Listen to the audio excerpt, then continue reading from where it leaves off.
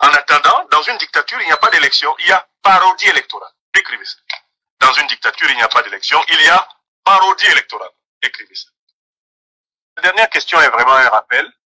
J'ai dit à plusieurs fois ces derniers jours que je martellerai un message essentiel pour les peuples africains qui vivent dans les dictatures. Le message est le suivant. Il n'y a pas d'élection sans état de droit en Afrique. Il n'y a pas d'élection sans état de droit en Afrique.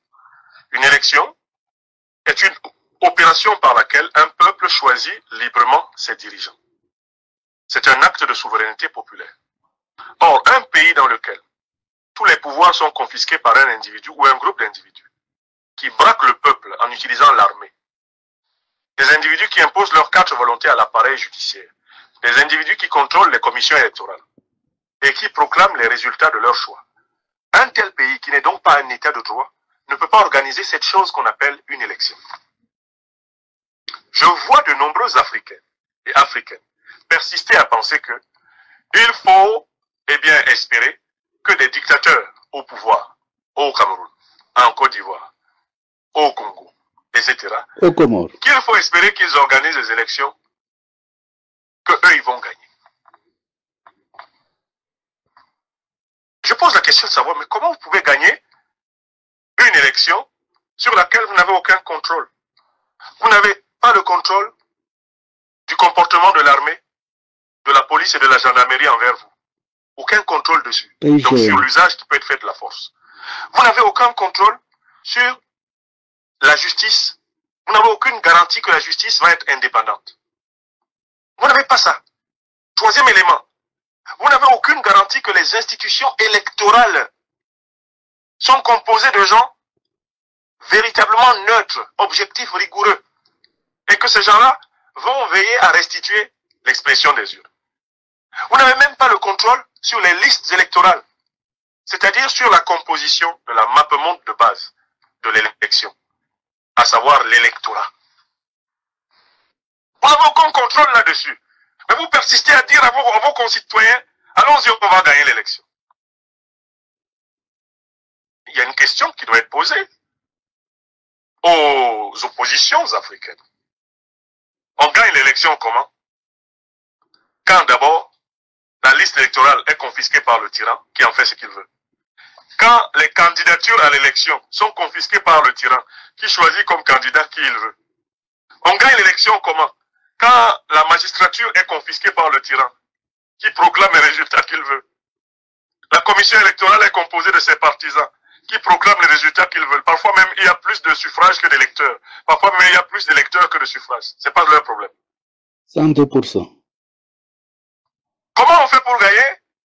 Quand on sait que monsieur le tyran local va sortir la police, la gendarmerie et l'armée, frapper, blesser, tuer, emprisonner ceux qui le contestent. Comment on dit aux gens, allons gagner l'élection? Quel est le moyen qu'on a même pour avoir des contre-résultats fiables? À partir du moment où on n'a pas la liste électorale, à partir du moment où on n'a même pas la possibilité d'avoir les candidats légitimes, à partir du moment où on n'a même pas la possibilité de faire recours à la justice fera ce que le tyran veut. Alors, comment on peut dire aux gens, on va prendre le pouvoir par élection? Moi, Nyamsi Ouattara, je ne crois pas aux élections organisées par les dictateurs. Et je ne peux pas appeler les peuples à y croire. Je crois qu'avant l'organisation d'une élection, il faut une lutte populaire, en dictature du moins. Il faut une lutte populaire permettant de mettre en place une transition vers un état de droit. Une fois l'état de droit mis en place, on peut organiser l'élection. Et le peuple pourra librement choisir ses dirigeants. En sachant que son choix n'est pas biaisé par l'abus de pouvoir d'un individu ou d'un groupe. C'est ce que j'appelle, ne pas mettre la charrue avant les bœufs. Il faut se battre pour instaurer l'état de droit. C'est dans le cadre de cet état de droit qu'il va y avoir des pratiques, justement, de choix populaires, encadrées par le droit. Mais si on n'a pas l'état de droit, si le droit n'est pas respecté, mais comment pouvez-vous espérer que l'expression souveraine à travers les urnes le soit? Je mets toujours au défi ceux qui pensent le contraire de s'asseoir ici et de nous faire une théorie selon laquelle les autocrates qui organisent les élections, en contrôlant toutes les commissions électorales, en contrôlant l'armée, la police, la gendarmerie, en contrôlant la justice, ces autocrates vont les organiser pour les perdre. Il y a une situation très limitée qui est très intéressante. Elle a eu lieu en Côte d'Ivoire au mois d'octobre 2000.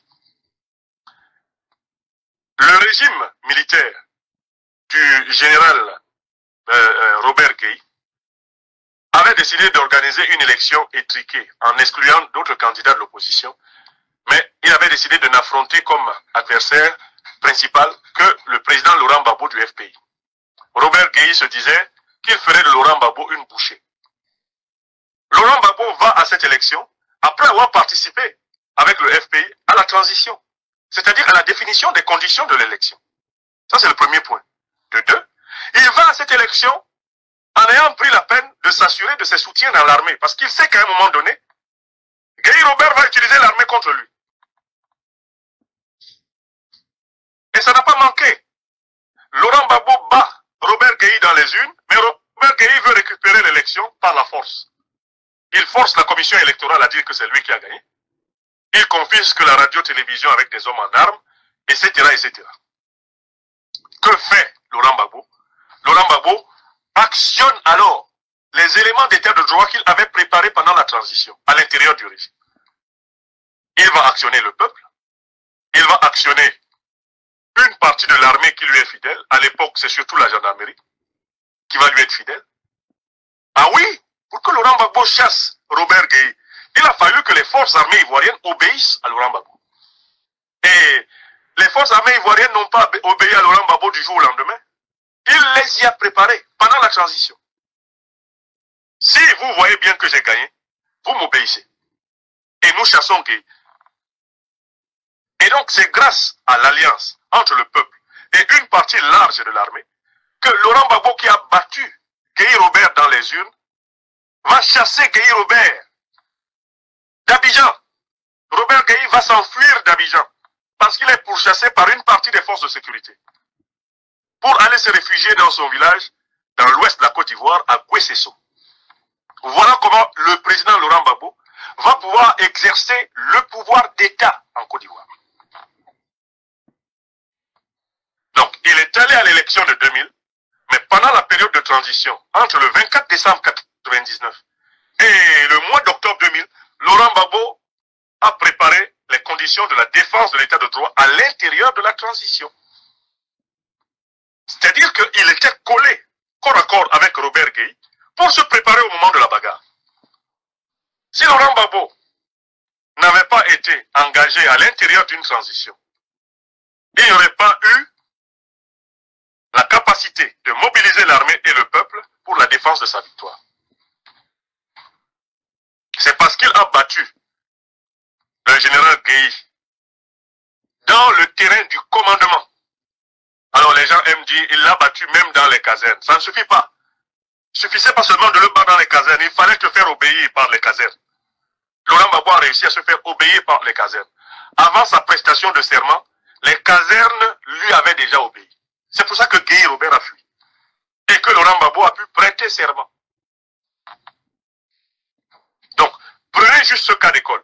Et vous vous rendez compte que vous allez à une élection en vous assurant pas que vous avez la capacité d'empêcher le dictateur de confisquer la justice, de confisquer la commission électorale, de confisquer l'armée. Si vous n'avez pas cette capacité-là, n'amenez pas les enfants des gens dans une aventure inutile. C'est ce que je voulais dire. Ou alors, il faut avoir l'honnêteté de dire, nous devons nous battre pour une transition politique, nous permettant d'instaurer un état de droit qui nous permettra d'organiser des élections. Moi, je pense que c'est le chemin incontournable de pays comme le Cameroun, la Côte d'Ivoire, le Congo-Brazzaville, d'accord, et le Togo. sont des pays qui devront C'est passer comment? par une transition politique permettant d'instaurer un état de droit qui permettra d'organiser des élections. Et il ne faut pas amener les peuples à l'abattoir pour une mauvaise cause. Il faut que les peuples sachent pourquoi ils peuvent consentir des sacrifices. Et qu'il y a une méthode. C'est ce que je voulais dire. Et je vais le répéter autant de fois que nécessaire parce que je vois certains partisans de leaders d'opposition, notamment par exemple dans mon pays natal, le Cameroun, qui essayent de contester ce que je dis. Mais ce que je dis est vrai. Ce que je dis est vrai. On ne gagnera pas les élections au Cameroun avec Elekam de Paul Biya. Nous, opposants camerounais, là, on ne peut pas gagner les élections au Cameroun avec Elekam de Paul Biya. Celui qui vous dit que lui va gagner les élections au Cameroun avec Elekam de Paul Biya, celui qui vous dit ça là, bon, il ment. Celui qui vous a dit je vais gagner les élections avec Elekam de Paul Biya, dites-lui que j'ai dit qu'il ment. Personne ne peut gagner les élections avec Elekam de Paul Biya. Elekam de Paul Biya se contentera de proclamer Paul Biya ou l'homme imposé par le système de Paul Biya élu. Écrivez ça. Les dictateurs sont comme ça. Ils mentent et ils y croient. L'année 2025, ce message-là, je vais bien le passer. Mobilisons nos peuples pour lutter pour des états de droit. Là où il y a des dictatures, ce sont les états de droit qui vont nous permettre d'organiser plus tard des élections. Les états de droit peuvent être instaurés par la voie pacifique de la mobilisation et de la réforme, tout comme ils peuvent être organisés par la voie révolutionnaire. Il n'y a que deux méthodes. Hein. Soit le tyran met de l'eau dans son vin et accepte que le peuple, eh bien, instaure un état de droit et respecte les règles de l'état de droit dans le cadre d'un processus de réconciliation nationale, soit le tyran va faire face au peuple, le peuple en révolution, qui dépose le tyran, met en place une transition, fonde son état de droit et organise les élections. C'est tout. En attendant, dans une dictature, il n'y a pas d'élection, il y a parodie électorale. Écrivez ça. Dans une dictature, il n'y a pas d'élection, il y a parodie électorale. Écrivez ça. Il faut dire au peuple, nous devons lutter pour l'état de droit. Ça s'appelle être honnête. Et cela s'appelle aussi avoir étudié l'histoire. Étudier l'histoire. Chez nous au Cameroun, regardez ce qui s'est passé en 1992. Frundi est sorti. Ah, my stolen victory, on m'a volé ma victoire. Jusqu'aujourd'hui, il est dans la tombe. Après Frundi, quelle est la grande personnalité de l'opposition qui a émergé face à Biya? Elle s'appelle le professeur Maurice Kamto. On lui a volé 2018. Il a crié, oh, my stolen victory, ma victoire volée. On est où actuellement? Et vous pensez qu'en 2025, avec le même Elekam, avec les Mboutouzé et tous les voyous que Paul Biya vient de nommer là, il va y avoir quel résultat? Vous allez encore vous tenir devant les gens en octobre 2025. Oh, on nous a volé la victoire. Vous allez dire ça à qui? 2019. Je vous ai prévenu. C'est pas ça. L'objectif de la lutte, ce n'est pas l'élection d'Elekam. L'objectif de la lutte, c'est l'état de droit camerounais, pour moi. Non, mais par contre, je respecte ceux qui pensent qu'ils vont faire la magie aux élections.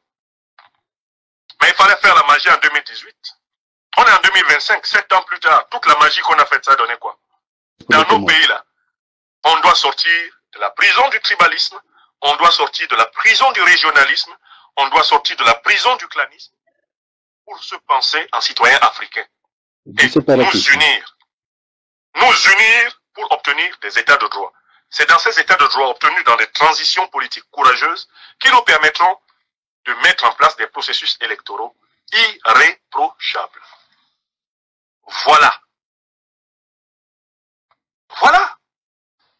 On doit se battre pour instaurer l'état de droit.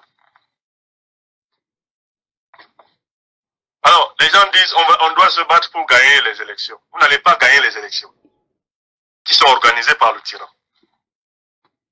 Il faut déjà arracher l'organisation des élections au tyran pour espérer les gagner.